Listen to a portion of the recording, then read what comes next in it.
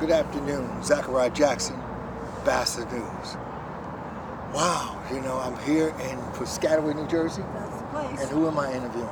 My name is Kathryn Riss. Kathryn Riss. I live right here. Right here. On the banks of the Raritan River. And the banks of the Raritan River, if you remember in the history, it had a lot to do with the Revolutionary War, is that correct? Oh gosh, I couldn't tell you. All I can tell you though is that years ago when we first moved in, they used to have a tour of the older houses. Yes. Historic houses. Okay. So we went down, if you go to the other side of Rivercrest, okay. The next complex is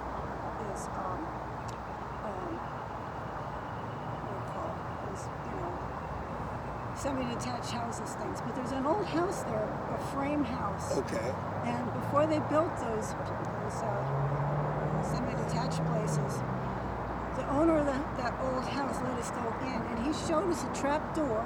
Okay. Underneath the dining room table that he said it was on the Underground Railroad. Wow, I can believe that. He took us down there, down to the cellar, and we also saw, and you can take a look at it yourself if you want to, go down there, park, and then just take a walk and take a look down the riverbank, and you'll see the place where the boats could have come in. Wow. People could have come up the bank. That's right. Gone in the back. Okay. And gone down to that cellar and hid there during the daylight hours. Yeah, well, that's what they told me. Yeah, could be, without a doubt. There's a lot of things, and I only wish that during that time that you guys did that tour, that you had cell phones like we have today, you can take pictures and everything. No, it wasn't that much actually to see, but just as I described, it was a trap door about this big in the dining room floor, so they would have covered it with a rug. They had the dining room table on top. So if they were raided, hopefully nobody would find them. Yeah, sure. But if my ship ever comes in, which I don't think is too likely, I'd love to buy that place and open it up as an African history museum. Yeah, it'd be nice. Because we don't have one in this area. Like we have to go up to Newark or down to Trenton. Yeah. That would be well, good. Yeah, because there's a lot of history of Black Americans in these areas also, and stuff. But since people have moved out and things of that nature, we don't get the whole story. But again, we're going back 50 years. 60, 59. It'll be 60 next year. Next year, 59.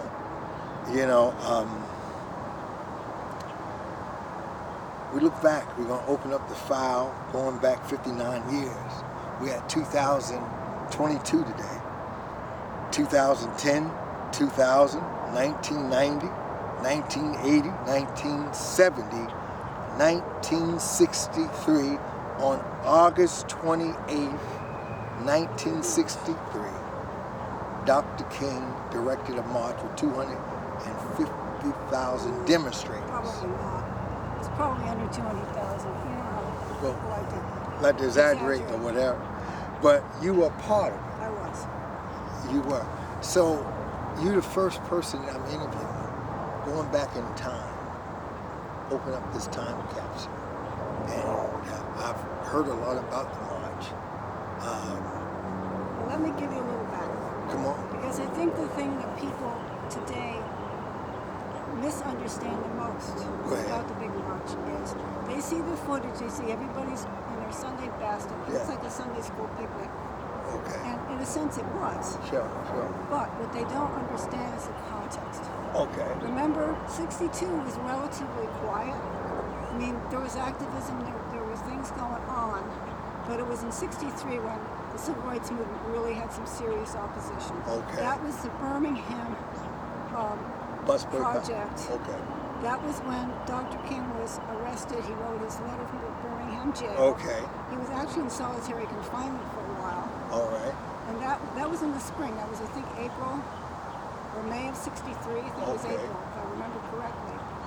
And that was also when he couldn't get concessions, and he sent the kids out to demonstrate. And that's when TV coverage showed police dogs and fire hoses being turned on these teenagers and young children. And I mean, it just was a shocker.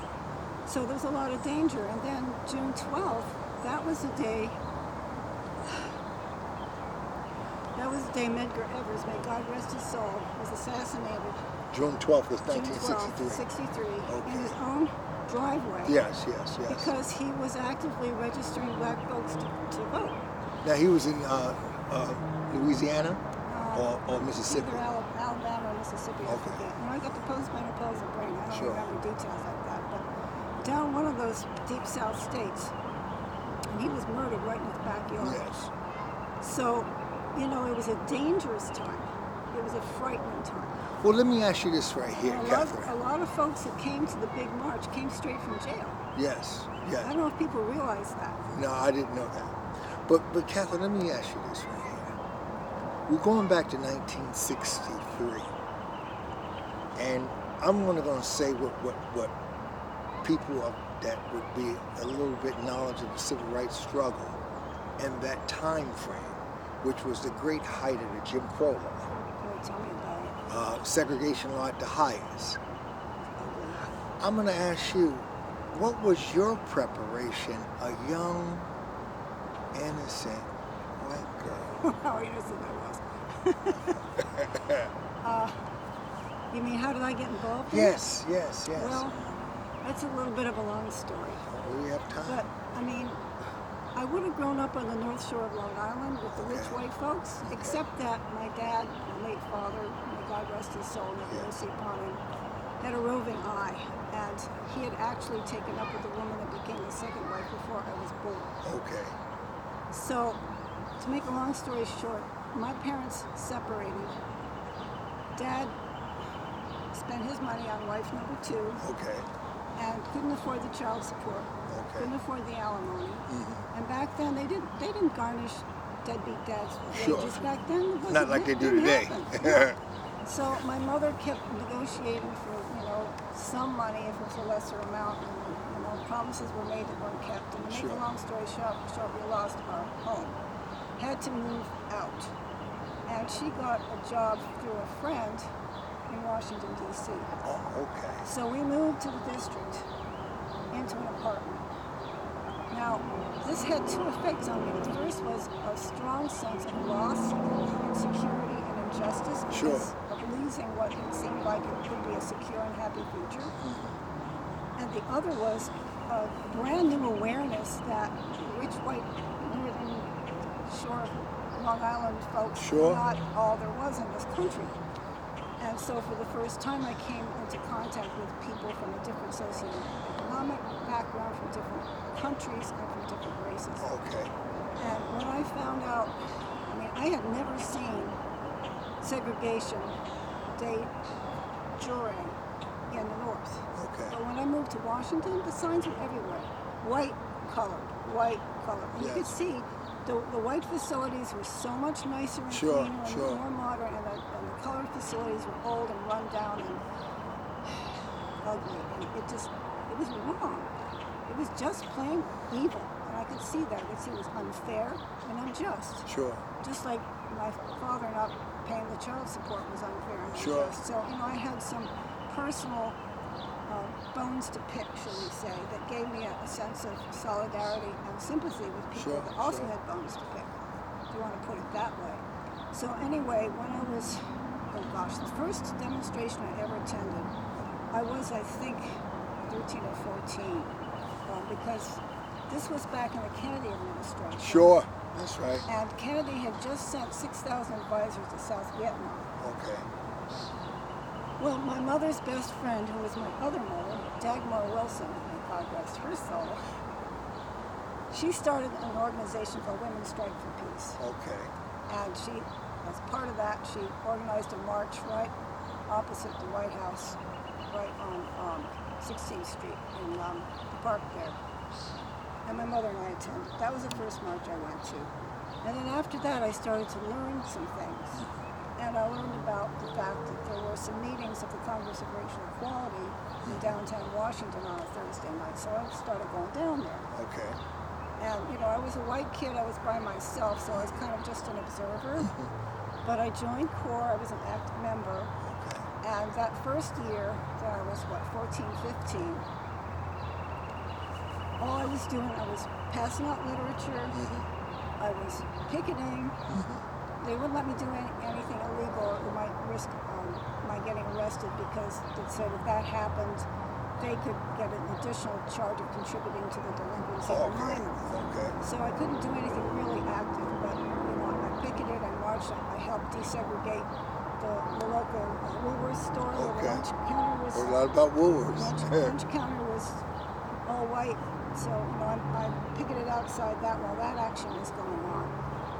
And then the second year, 63, I was continuing with this, and so I was an active member of the Congress of Racial Equality. What else did we do that year? We went out to Western Virginia, where they had put up a big housing development. Okay. And that was segregated.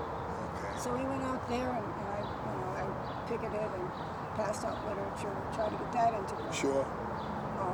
which eventually I think it was. I think it is today anyway. But this was groundwork back in the day. These things were so backward then. The colorful folks like you had to sit on the back of the bus. Sure. It was disgusting. Yeah. I couldn't stand it. Because back in those days, if this was 1963, we sitting together here would be quite a story. You could have got lynched for that. Yeah, I would have got lynched, most likely. Probably in Washington, but down south, yes. Yeah, without a doubt. Anything below Washington, Virginia, I would have been lynched. Definitely. Or at least chased up north. That was I might have fought back, though. that was why Best I could. That was why the Freedom Riders got attacked physically, both the white and the black Freedom Riders, because they were sitting together. Yes. And the segregationists couldn't stand it. It just upset them too much, and they got all violent and evil and ugly, and well, you know all that. You've probably seen. My mother told me a whole lot about it. She grew up in the height of the Jim Crow, 1923. So. What state was she from?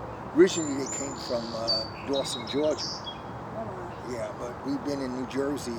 This year here makes 99 years. Oh, okay. Came in 1923. So she didn't grow up in Georgia? No, she grew up here. But her mother grew up in Georgia, and her grandmother's on the plantation. Okay, so you know some of that. Well, if you're interested, I got the whole series of Eyes on the Prize on those videos. I have them also. They're on YouTube also. That's the actual footage. Of civil rights. Yes. My mother them frequent Father Divine. Really? Yes. Really? Father. Wow, Yeah. that's interesting. Yeah. God in person. My parents, God in person. my parents weren't into this stuff. Yeah. Anyway, I explained to you that my parents were divorced. They were separated. So I was living with my mother in Washington. Dad was on the North Shore of Long Island with wife number 2. Right. And unfortunately for me, the terms of the divorce were such that in the summer times I had to spend them with Dad. Okay. So summer of 63 rolls around, school's out, I have to go to Long Island. So I'm living up there, bored to tears, because all my friends were in Washington, right? And that's like really down south, up north. Yeah. So at the time when the march was being planned, Walter Cronkite was getting on CBS News and telling the whole white world that there was going to be a race riot, and that Martin was a communist sympathizer. Sure. And this was part of the great red takeover. This is a lot of propaganda.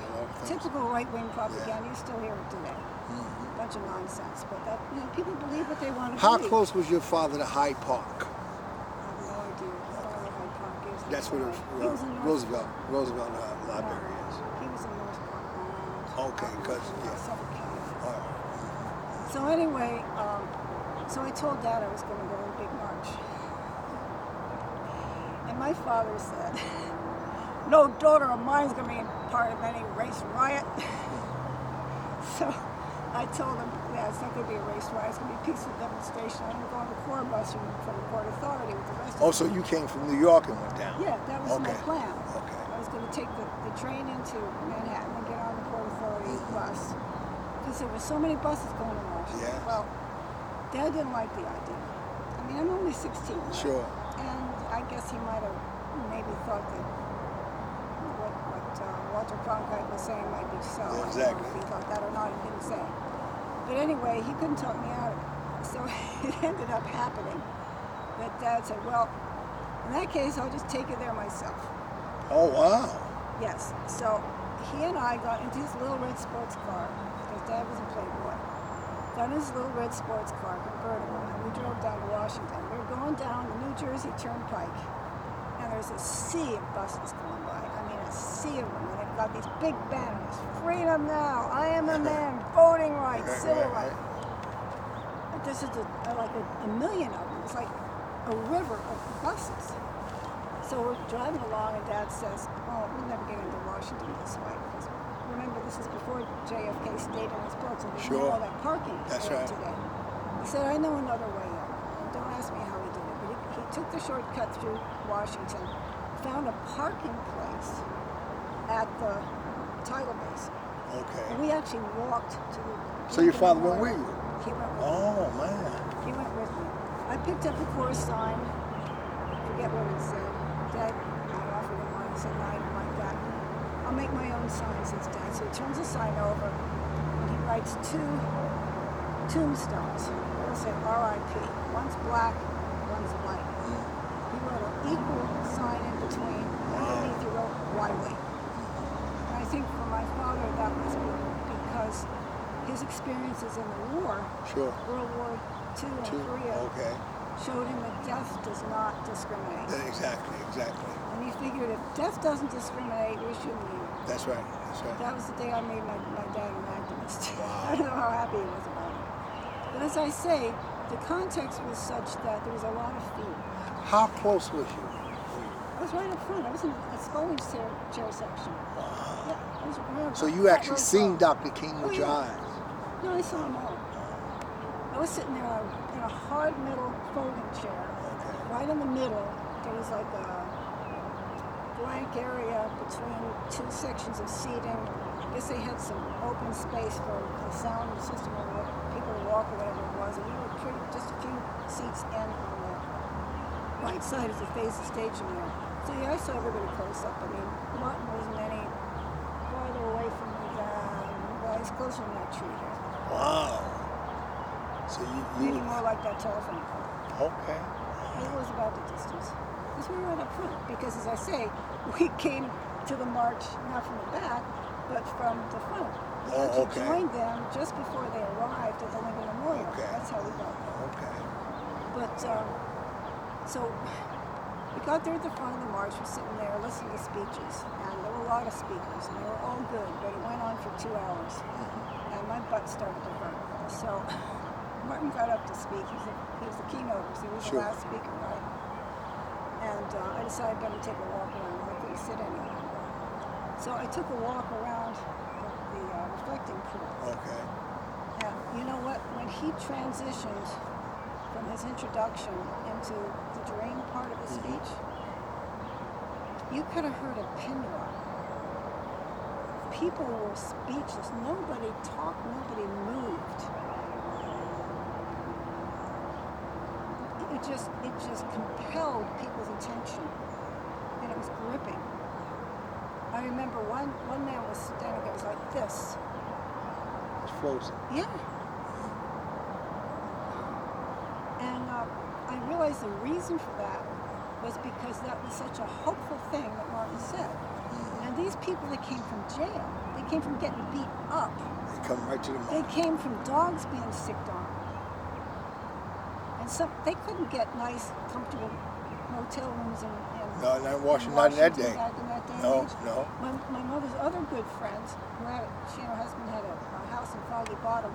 They had a whole busload that came up from Alabama, and they had to put the people on their floor, on the rug in the living room, where they were sleeping like logs overnight before the march. And then they walked down from Foggy Bottom down to the march. Now, And you know Foggy what she told Bottom. me? Yes. She told me that I didn't see this myself, but my mother's friend, late friend, told me that she saw, I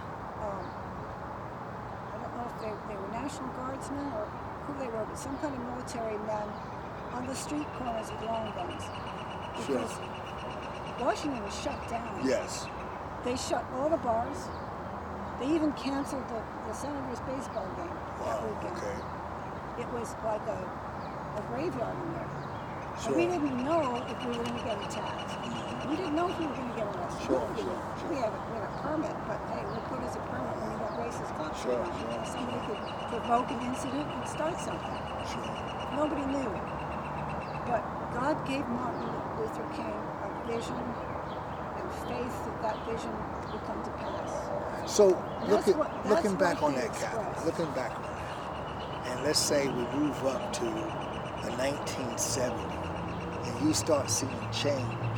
So when you open your eyes, like, okay, all right, my family been in New Jersey 99 years.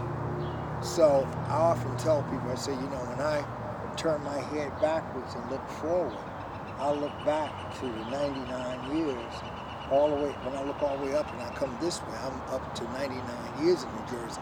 I've learned a lot during that time. Now, I'm not 99 years old, Really?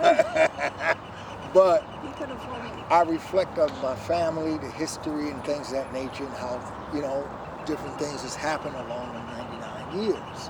When you look back on that march and you see me today, what have you seen the evolution of change? Well, of course, because we got the Civil Rights Act passed. Okay, That put an end to de jure segregation. that's right. We still got de facto. Right. The de jure, over.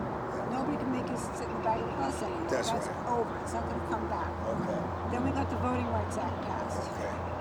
And then we got the War on Poverty, Sure, which was a yes. which was huge. Huge, yeah, people don't And then know we that. got affirmative action, Yes. which was huge. Yes. And look at the result of that over a couple of Yeah. generations. Now we got a Vice President of the United States That's right. and a Supreme Court member, That's right. colorful people. Yes, That would not have we have happened. two blacks. Well, I don't count Clarence. Yeah, well, he's an Oreo. He may be black on the outside, but he's white on the inside. Yeah, well, yeah, but not. Well, here's the thing. Now we have to give a cookie to where cookie is due. Is that we can't equate whiteness to being a traitor or being bad, because if we do that, right there, there will never be a smooth landing. So we can't, equate. It doesn't have to do with race. It has to do with the condition of Of the his heart. heart, yes. His heart is as cold as it could be on that. That's what people. It has to do with the Yeah. condition of the heart. Yes. What you look on the outside, Yeah. people see that, but God looks on the heart. Yes. And He works in our hearts. He worked in my heart. He gave me a sympathy and a care and a concern and a commitment for Sure. people that suffer. Yes. Whether it's black people going through discrimination, right. whether it's homeless people on the Yes. street. That's right. Whether it's the Ukrainians who are Yes. being decimated in their own country, Yeah. trying to just be free. Yes. Whatever it is, I care. Yes. God's put that in my heart. Sure. So the things that divide us, whether it's a different race or a different religion or a different language we speak or country we come from, they're just on the surface. Sure. What really counts is who we are inside. Yes. And that has to do with how we have responded to the challenges of life. Yes. Have we taken advantage of our opportunities to get ahead of other people and put them down? That makes us a very mean-spirited person. Yes. A lot of people do that. Yes. A lot of people think that's the way you win in life. Even to people of my own race. Do Any that race. against each I other. mean, I Yes. see it. I see it everywhere. Everywhere. Black people, Hispanic people, Chinese people, white people. It's crazy. It's a condition of the heart. It's a selfish condition that says, if I can get myself higher by putting you down lower, good for me. Yes. That's wicked. That's wicked. Very much so. To me, that's a sin. Yes. And, I'm a Christian. Sure. And I try to follow the example of the Lord. Sure. And he taught us to love one another, and he commanded us to treat others as we would wish to be treated. Sure. And if you do that, then you're going to do the opposite. You're going to give somebody a helping hand. You're going to encourage them. You're going to try to remove the conditions of their poverty or their misery, whatever it is. Sure.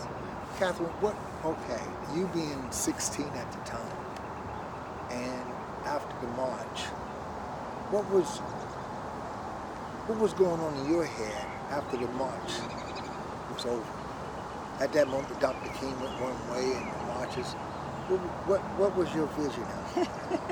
Well, this might seem a little mundane, but there was trash all over the place. And I was thinking somebody ought to pick it up.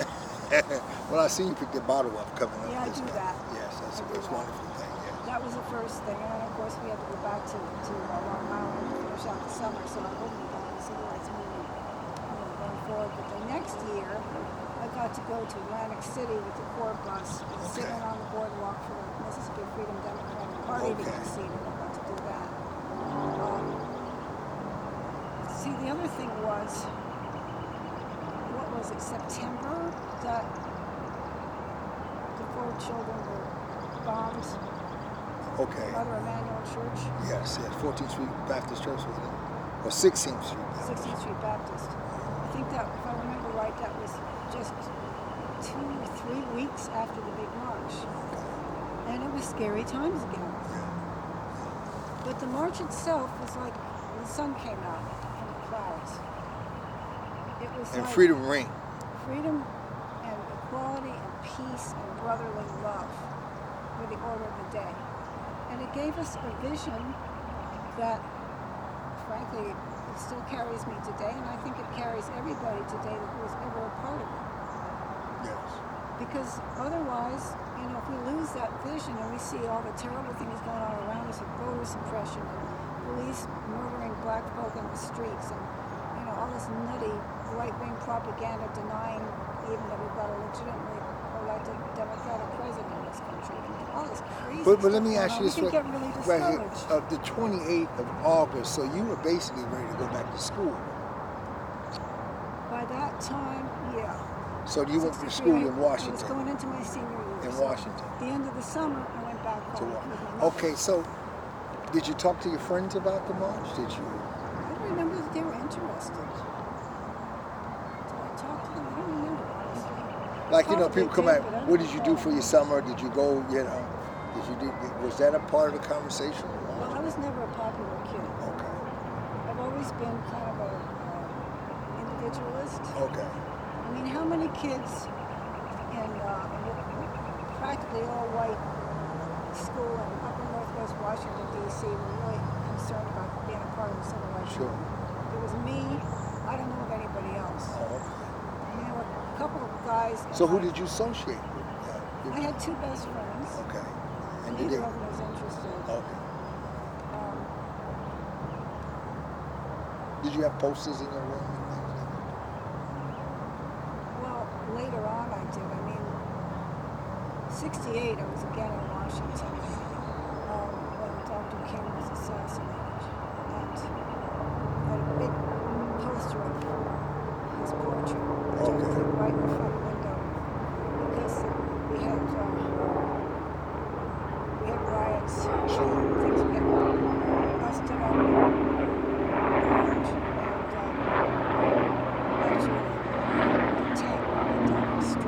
Washington.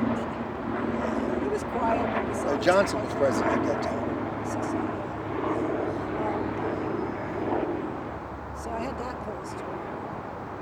But the trouble was, after Dr. King was assassinated, the rising young bucks that were impatient with nonviolence were criticizing him for not getting enough done fast enough. They basically took over and kicked all us white folks out. We were not welcome anymore. Sure. Stokely Carmichael was the main culprit in the Washington riots. That he didn't want you guys involved. Well, it's not that he told us to leave, but his rhetoric was all directed toward young black men, and they're going to Mobilization. They're going to mobilize. They're going to use violence. They're going to fight back. They're going to take what's ours. It's all this macho talk. Yes. And I didn't have anything to do with that. Yeah.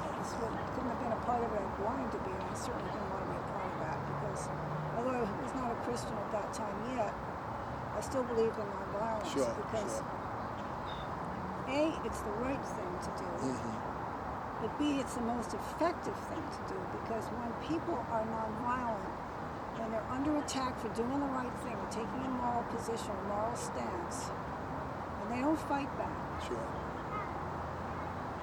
You can't fight this way. It doesn't work. And what happened, like I was telling you in the spring of '63 with the footage on the news of the kids and the young people getting dogs sicked on them and getting fire hoses sicked on them, and people sitting in just getting beat up and ketchup on their heads and all that stuff, Sure. and not fighting back. It shocked the conscience of the nation. It did. But if that was probably today, somebody would, with the German Shepherds being sick, somebody would probably bring some pit bulls to fight them. They might very well. Today they probably do. I don't know. I mean, there's so much. There's so much crazy stuff going on today. I don't even like to think about it. You know, it's we've got a rising tide of authoritarianism. It's sick. Sure. It's toxic masculinity. Sure. It's toxic greed, Yes. corruption, and deception. And Well, what do you think we're headed, unfortunately, though? Where do you think we're headed with all Oh, this you don't stuff? ask me that. I'm Well, a pessimist. You don't ask me that question. all this going on. Well, I'm surprised so much at Russia. I said it a few weeks ago when I was preaching this sermon. I said, you know, a nation that has risen since 1917 with technology in space, the depths of the ocean, surgeries, and all the medical surgery all that they have accomplished over those years, for them to barbarically go into the Ukraine and just tear it up like that. it's barbaric. It's outright barbaric. But you wouldn't expect that from a nation that's supposed to be as secure as theirs. What is it? What is that all Putin? about? Yes. Putin's had a long-standing ambition to reestablish the Russian Empire. But it can't just be him by himself. Well, I don't know if it is or not. I don't know that much about Russian politics. Honestly, I don't care to find out because I don't have problems here at home. Sure. As far as I'm concerned, what we have to do is we've got to fight for every single congressional seat and every single senatorial seat in the midterms. We've got to get everybody mobilized. Sure. Make phone calls, write letters, send postcards, talk to your neighbors, go out, register voters, whatever you have to do. Sure. Because God help us if we lose the midterms, and it's looking like we could lose by a landslide. Sure. Then the right-wing crazies take over. I mean, the Republicans are sending people to Congress that are not even in touch with reality Sure. and have given up any pretense of integrity. They are ready and willing and have determined to cheat and steal elections and steal power. Sure. Because what they want is the power and the money. And they seem to have no compunction about how they get it. No fear of God whatsoever. And this thing called Christian nationalism, it is such a lie. There's nothing Christian about it. Can you see Jesus Christ doing any of this No. stuff? I couldn't even see In your worst not even Moses. nightmares? Not Moses either. But today people have different agendas. I don't know what the agenda is. Well, they want, Because I would they think want the that- power. They want to take over Right. so that they are in control. This small white privileged minority wants to be in control of the whole rest of the country Sure. and do away with the freedom that they want for themselves for anybody outside their little group. But then also there's a lot of minorities that's a part of their groups. There's a lot of people that are kind of stupid. Yeah, they're right There's a there lot with of- them. But see, that's that toxic masculinity Yeah. again that Trump really appeals to. It's toxic masculinity. It's not only racism. Racism is a big part of it, but it's not the only part. They're right there with them.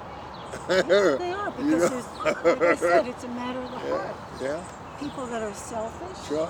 that don't care what happens to other folk, Yeah, that like to feel superior instead Sure. of giving a helping hand or trying to make a reform, that want to build up their pride on somebody else's weakness. Catherine, let me ask It's you this. sinful, but that's what people like to interjecting do. That's our this- sin nature. You should know that interject- if you're a preacher. Yeah, well, you know, you learn after a while, you know, that people, I hate to say it this way, like it's a have to know the word for word. People are people. And they do what people do. And people do a lot of confusing things. You know. And I used to think I could bank on people. I used to think that, you know, I got to vote for you. I know I do because me and you walk in the same way. But you know, I learned through tears, stress, frustration.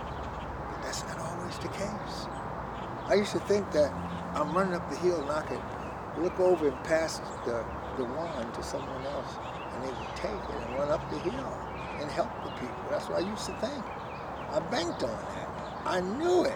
There are some. I would die for that thought.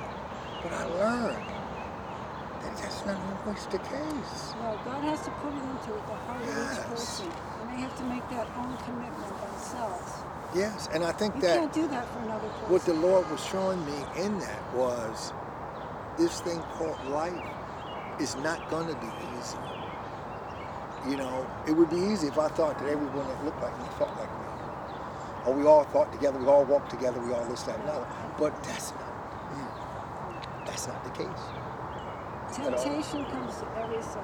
Yeah, so, yeah. A lot of people want to be a part of what they see as a winning or powerful movement. Yes. They And sometimes want, it is They want the this. acclaim, they want the sense of belonging, Yes. they want the sense of safety and Sure, security, sure. being part of a powerful group. Yeah. They want to be with the winners, not with the losers. Right. You know, whatever it is. There's pride and hubris under that. Yeah. And Yeah. again, you know, if we're going to walk with Christ, we love not our lives even unto death. Yes. We have to be willing to lay our life down for a brother Yes. or sister. Yes. That's who he's called us to. But the If thing it's a is, we straight don't gate know and a who is narrow our path. brother and who is our sister. Only through the heart. The one that will lay down for you is your brother and sister.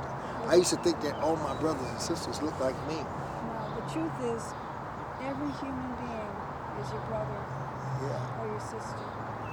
Every single one. But they have to That's elect. that's what John Lewis learned on the Pettus Bridge. You know, when they were beating his brains out and he nearly died, Yes. he thought he was dying That's right. when they cracked his skull open. But he made a commitment, he forgave. Yes. He extended love Yes. to the man that was beating his brains out. Yes. And don't you think that's the reason why God He has spared him and he has a raised big him yes. up, Yeah. and he became the conscience Yeah. of the U.S. Yeah. Congress? Yeah. And He, still is. John Lewis had a big heart. And those that back, I remember going to the King Center years ago, maybe 1990 it was, and no, but let me see, was it closer than that? Maybe it was 2000, and they actually had the wagon that pulled Dr. King body. Yes, and of course the music. They named it, but I don't remember the name of the music that drew the carriage and the wagon. And I wrote a letter to Dr. King. You could write a letter. And I wrote a letter. It must have been about 28 pages. I said, you know, you are definitely a man of God, because you could, you know, forgive. And I think a lot of us, it ain't that we don't want to forgive. And I think we do forgive, but we're scared to all the way forgive. That maybe we feel that we would humble ourselves to the degree of being beat again, you know. But Dr. King was able to outright forgive and move on. And that was why he was a leader. Yes. That was why he was an inspiration. That's what was an inspiration to the whole world. You don't get too many like You don't that. get you don't get too many like that. And his father come from hard times. Dr. King father, you know, out of Georgia. I think he come from South Georgia, from somewhere. I read he walked up to Atlanta. This time I remember he walked across the country, you know, and things, you know. And so I'm sure some of that was in his spirit, but they had a goal to, you know, to help liberate people that was beaten, trampled on, and wasn't given a chance. And honestly, sometimes I wonder, I said, you know, today we can think back, you know, we can sit back and philosopher, you know, be a philosopher and say, you know, what we can think on this, what would this been, what would that been. I wonder, the other day came and he said, you know, I wonder if we were marching and with signs that said, I want to pay taxes like everybody else. Would that help? You know, would that have sparked the nation and say, hey, you know what? Give these people jobs because they want to pay taxes. Because when you look at that Edward Pettus Bridge and the many bridges that the Black American had to come over to be a part of a system, you know, it wasn't like we were striking to build a cousin of the MX missile. We wasn't striking to build a cousin of a Nimitz submarine. We were actually fighting to get jobs, to send our kids to school, to buy houses, to buy cars, right? Decent schools, you know, to be a part of the system. Because we wasn't part. To actually be a part of the system. And that right there someone had to say, well, you know, they're not trying to fund Russia. They're trying to be able to shop in the finest stores and things. And so, I mean, you know, you wonder about this right here today, Kathryn, that, you know, do the powers that be ever look back and say, the money we spent trying to hold these people back, and all they really want, what did they really want? Well, will it be a day where everything is gone, everything is destroyed, and someone pick up the mantle and say, what did they really want? All they wanted to do was to feed their families. All they wanted to do was to buy General Motors, a Ford, or Chrysler at the time, the three top cars we had here, and maybe American Motors that came along later, you know. And this was before the Toyota, the Honda, and all that right there. You know, a Zenith television, a RCA television, you know. That's what the Poor People's Campaign is all about. That's what we want. Everybody has a right to live. We want affordable food, we want affordable rent. But the basics. Yes. We're not asking for, No, you know, a lot but of this stuff. is what I'm saying, Kathryn, is that shouldn't the powers that be looked at that and said, hey, like okay, we look at stars that's way out, planets that would take 300 years to get to, and you know that far out. They say there may be someone told me a few weeks ago that there's a planet out there that got dinosaurs. Sure. You know, that they got, see the little dinosaur, the Sure Hubble, they do, and the I'm Hubble, Republican. right? The Hubble telescope and picked it up there, way out there, so. you know. But shouldn't someone have looked back and say, hey man, looking ahead 20 years, what do they want? They want jobs, especially at that time because we were in a male-dominant world. The men wanted jobs to come to their wife to look at her and say, hey, I can handle things. I can do this without welfare. I am a man. Yes, I am a man. Yeah, well, part of being a job. Dignity. Yes, yes. They wanted the dignity Yes, of work. yes. And that was why the 63 March was not only a march for civil rights, but it was a march for jobs Yes. and freedom. Yes. Both. Well, forgive me if I'm a little bit off point, but anytime I think of civil rights, I think of a job. I think of being able, that's part of the march. You know, when I march with Larry Ham, and I've marched with him many times, I love Chairman Ham. We love Chairman Ham. Cheer to Chairman Ham. And I've marched trying to be the next Larry. And running behind him sometimes and everything, you know. And whenever I march with Larry, I march because I thought about jobs, homes, schools.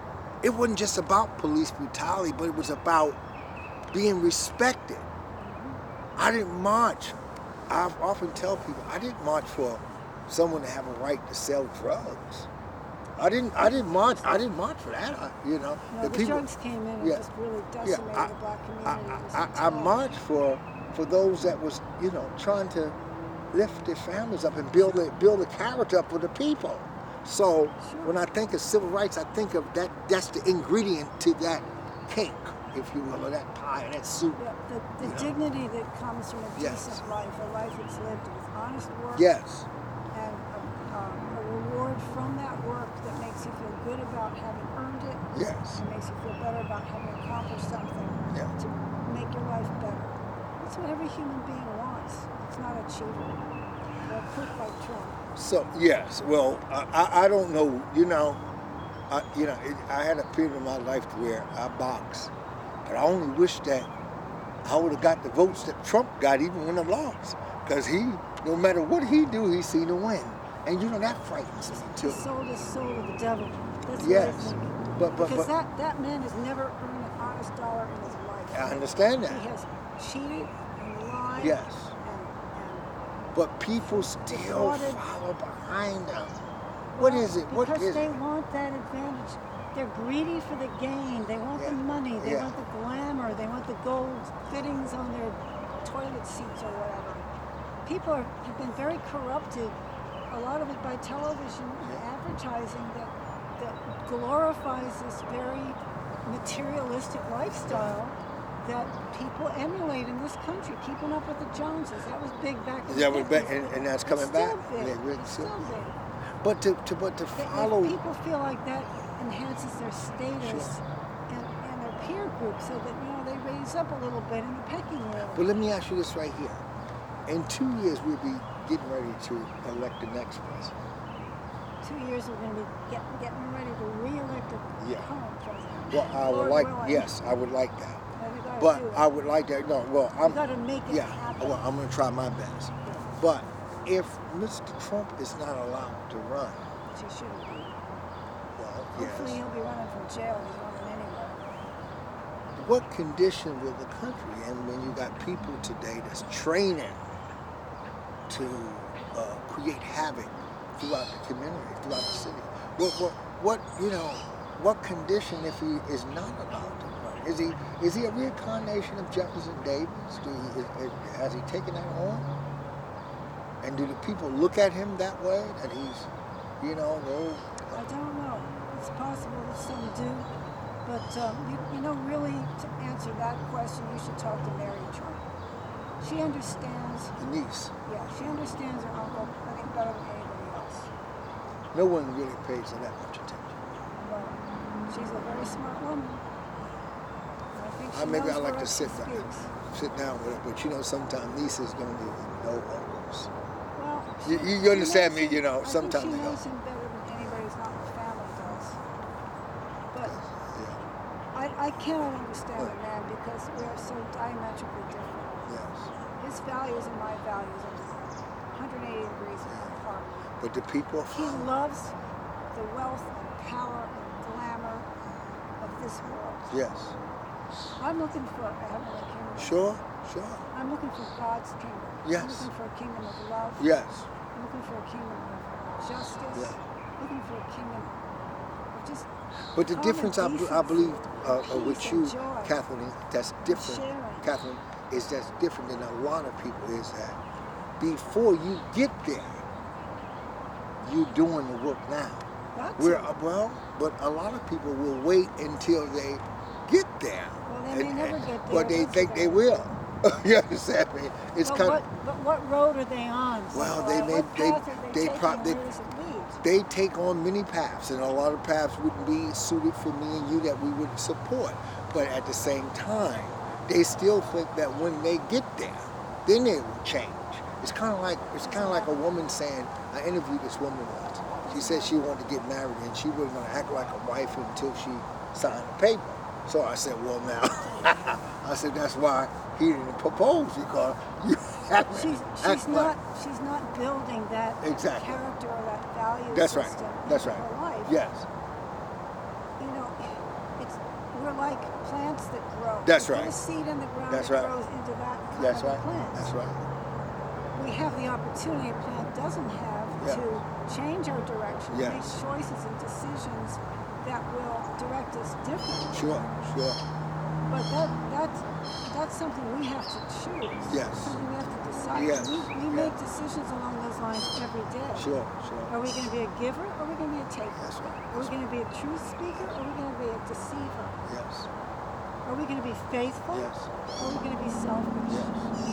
We make those choices every single day in every single situation. Yes. And that's why in the Last Judgment, the fruit is going to be displayed of our lives, Yes. and that will be the evidence of whether we have faith or not. Yes. But even with all that just in your heart, all that's in my heart, and we believe, the manifestation of our Lord and Savior, but so many people today on another path. I know. And It's the great apostasy. yes, and so how do we talk any truth to that level of what they believe is power? That we're, that you must reach a hand out to your fellow man or your fellow woman today also. How do we balance this thing when people are just, I don't know, they're ready to... Can't really advise you on that. I mean, To melt down. to me it seems to be a hopeless case. Yeah. So, I mean, you don't get anywhere trying to convince people of something. You don't get anywhere arguing with them. No. I pray for people. I've actually written a prayer strategy that's sucked into the Trump cult of Christian nationalism. Only have 2 other people praying it, but wherever 2 or 3 are gathered, there am I. God is present. So Yes, Lord. it's a start, but That's but the evil that's rising is so vast, and it's like a cancer that's metastasized. Yeah. And now it's like taking over the whole Republican Party. Yeah, they're all And gone. it's sad because Black ones and white ones. And there used to be a day when you could disagree with people politically and still respect them. Sure, not today. But now you can't even talk about things because they're getting wrong so-called information from sources that are deceiving them, and That's they're right. totally closed Totally. to sources of truth. That's right. And they don't realize it. That's right. They think they're the ones in the know. It's a form of Gnosticism. Yes. They have this secret knowledge and stuff they get on cue and all Well, that. let me Can't ask you. argue with that. Let me come It's from. like a cult.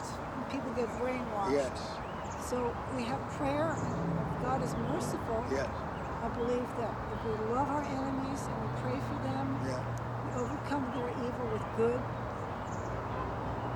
and we really care enough about them to commit ourselves to do that, I Sure. think that at least in some cases God will answer and will set them free. Yes. I don't see that happening on a large scale, but No. if maybe there's people that are going to listen to your talk today that have friends or relatives that they're really deeply concerned about. Maybe they just start to get back to the Sermon on the Mount and really seriously devote themselves to prayer Yeah, on amen. behalf of Amen. those folks. Amen. Let me go back to Dr. King, because we seem to drift off, but everything is connected. In 1968, on April 4th, after the assassination of Dr. King, what was your thought? Because you were so close there with him in I was '63. devastated. I was devastated. I think we all were. We were in shock. We were in grief. Where were you at I that was time? in Washington. Oh, you were in Washington I was D.C. in Washington. And at that time, did you go to college? No, I was out of college at the time. Okay. Well, I that's was absolutely 5 years devastated. from '63. Yeah. So, okay, were you working a job, or were you No, I was in a dance company. It was a soloist, actually. Okay. A dance company in Washington. Mm-hmm.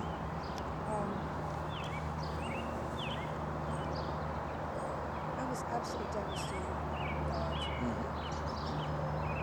I think we all were. It just seemed like he was the spearhead on the spear of hope.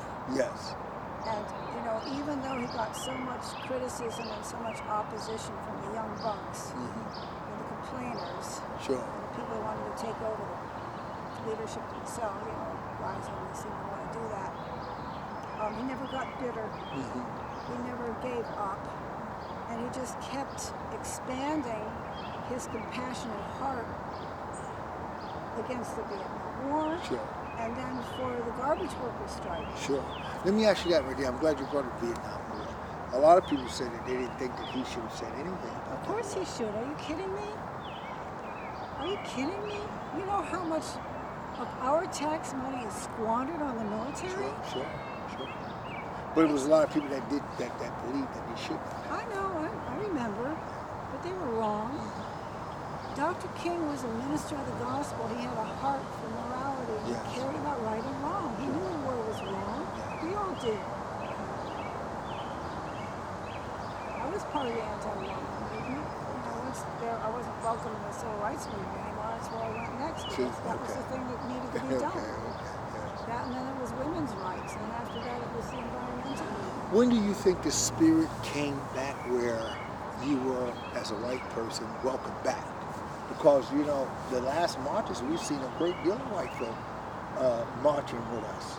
More than other groups, or other minorities that wouldn't march. We have some minorities in this nation today that feel that they should never march with us. That this is not their fight at all. When you say welcome back, I can't say I've ever felt welcome back. Okay. And I'll tell you the reason. I don't mean to cast aspersions on it. Sure. But the black community has a very strong cohesiveness and unity, and they really support one another. White people don't have that, and we're not a part of it, and I don't think we ever can be. So I've never felt a part of a black movement since those days. I've never felt like that. I'd love to, but I've Do you always feel found as my far black as ostracized from it? No, it's not that. It's just that they've moved on. They've got their own leadership. They've got their own values and their own priorities. And You only can do what you can do. I got left behind. You know, I mean,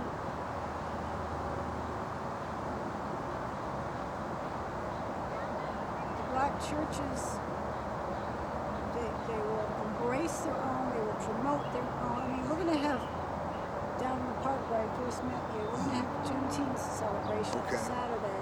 NAACP is sponsoring it. And there's going to be all kinds of folks there with tables, vendors out there selling stuff who have started businesses who are encouraged by the NAACP, encouraged by people in their black churches, encouraged by relatives. It's a whole communal feeling because of what you have suffered, what you have had to experience and live through. And a person like myself has never been a part of that and really can't be. Okay, I understand. I mean, I live in an integrated neighborhood, but I'm not a part of that community Sure, in I that understand. sense. I understand. So, do I feel left out? Yes, I am left out, but it doesn't change my commitment. Sure. Look, hello, look at you. It's a monarch, ain't No, that's a painted lady, I believe. it? And right there on the shirt. Wow. So, all right, let me ask you this right here. It's still dealing with Dr. King. When Dr. King went to the jail in Tennessee, that's just called Tennessee State Prison, and he sat down and he looked in the eyes of James Earl Ray and asked James Earl Ray, "Did you kill my father?" And James Earl Ray looked at him and said, "No, I didn't kill your father, Dr. King." And he seemed to believe him. What is your thought on that? Do you have any comment on that? No, I don't have comment on that. You know, denial, like they say, it's not a river in Egypt. Yes. People protect themselves emotionally by denying reality. Sure. Overwhelming guilt, and maybe they just don't want to be held responsible. I'm not judging him. I have nothing to say about it. I mean, it's a worthy effort to try to reach out to somebody like that, but I think it takes a lot of prayer first, and it's best just to leave it up to God to work on a person's conscience. Yes. So it's been time. It's been 59 years. Yes. And next year will be 60. Next year, Lord willing, I'll be there. You'll be here. I was there for the 50s. Right. I was there last year. Well, that, I think, So, Lord willing, I'll be 50th there next year. anniversary. There's probably And Lord willing, next year we'll still have voting rights in Georgia. We'll still have voting rights in a lot of places where the red team's trying to take them away. Well, next year presidency be warming up. Everybody be coming out sparring. sparring. Next year will be after the midterms, and I don't know what earth we're going to be facing. Everybody be coming out sparring next year. Right. They're going to be out there now. Right. So we just got to stay I'll be praying. out there carrying my banner. Okay. One or the other of them. Well, as we conclude, is there anything that you would like to say? And let me say this right here first. Let me say this to the people that I am so happy to be here to actually witness and meet someone that was actually at the March on Washington, August 28th, 1963, 2 months after I was born. My birthday is June 18th of this year. 2 months old. 2 months old, you know. But to, you know, and, you know, my parents, you know, my mother being 100 years old next year, and my father, born 1918, would be like 100, he's like 104 if he was living. That if I wanted to sit at that table and fill in, I had to talk about civil rights because that's what they talked about.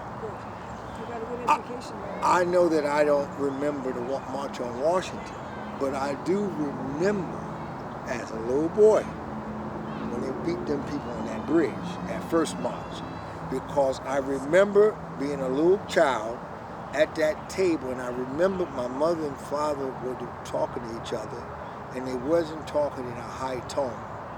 They were talking very low to each other, but they felt the pain of that march, not the second march, where Dr. King marched, but that first march, when the state troopers came in and beat them people and everything. Killed John Lewis. Yeah, yes. I do remember that. Now, I don't have no clear vision of it, but I remember that being advertised on television, and I remember how my mother and father then sat down, and it was almost like a force had taken it. I'll conclude with this. After the Million Man March that Minister Louis Farrakhan gave, I was there. I got there 2 days before time. And it was so many people, so many black folk. I had never been in that area where there was so many black folk like that at the Million Man March. That right after the march, my mind just like went. It was like something had took over me. Like I didn't know whether to go left and right. I bought a bean pie, I gave the guy $5 for a bean pie. And I'd never even asked for a change. And it was like, yeah, like I grabbed the bean pie like an early man. I'm talking about an early man 1,000, 2,000, 5,000 years ago. Like a barbaric creature. And I was there eating a pie like this here. I had taken aluminum foil, you dropped that off, and just was eating a pie, man, all over my face. And I seen these brothers walking, and I said, "Where's my car?" They said, "Hey, man, you all right?" I was gone. I was gone. And I was gone, man. I was gone. I would say it was only the power of God that no one took advantage of me. I was gone for about 9 minutes after the march was over, man. I mean, my mind was, you know, these guys had led me back to the hotel because I had a truck, an F-150 pickup truck parked in the hotel parking lot that I dabbed the white goose. And I said to these guys, I said, I was gone, I said, "Where's the white goose?" And they were just looking at me, man. They didn't know what I was talking about. And they let me back to the hotel, basically, you know. I said, "I'm that way." And they actually let me back. They said, "You all right?" I said, "Yeah." I had to sit down. I was shocked, like you said, in shock. I was gone. So that's how I felt after Dr. King was assassinated. But you asked me if I had anything to say to people before we close, and I do. I'd just like to say to anyone who may be listening to this, I'm 75 years old. I don't know how much longer I can keep this up. So it's up to you to have a little more time on God's green earth. A little better memory, stronger legs, a little more stamina. You've got to get out and vote. You've got to get out and register voters. You've got to get out and encourage people, no matter what they hear or how discouraged they feel, that their vote is their power. If they don't use it, you have no right to complain about the consequences. And you've got to do more than that. You've got to write letters, write postcards to infrequent voters in Georgia. Because we've got an election coming up, we've got to re-elect Senator Warnock. And there's a lot of people in the House of Representatives who are, facing some very tough races. We've got to get every single one of them re-elected. We win when we do the work. Yes. When we get discouraged, when we slow down, when we let others take the initiative, that's when they win. And we Yes. do not want to see the results if the right wing takes this country over, because we could be kissing not only voting rights goodbye, Sure. we could be kissing a lot of privacy rights Yes. goodbye, we could be kissing the future of this planet goodbye, Yes. because the Republicans are still making so much money off of oil and gas and coal, and they are ignoring the fact that this planet is heating up to the boiling Yes. point. I can tell you, I don't have to be a prophet to say this, people are going to die this summer in heat waves Yes. all over the world. Forests are going to burn. Yes. And in the fall, there will be more devastating storms and more devastating floods. It's got to be addressed. And there's no way we can get anything done unless we get a good, solid Democratic majority in the House and in the Senate. So you do the work, because I've done all I can right now. Yes.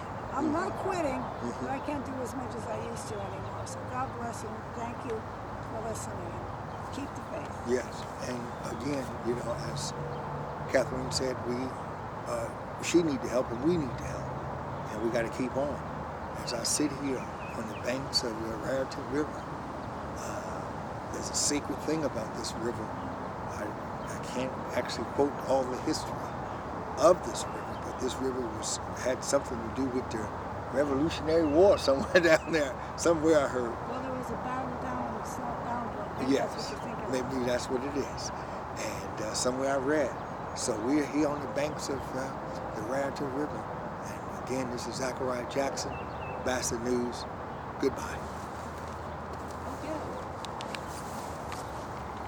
Oh.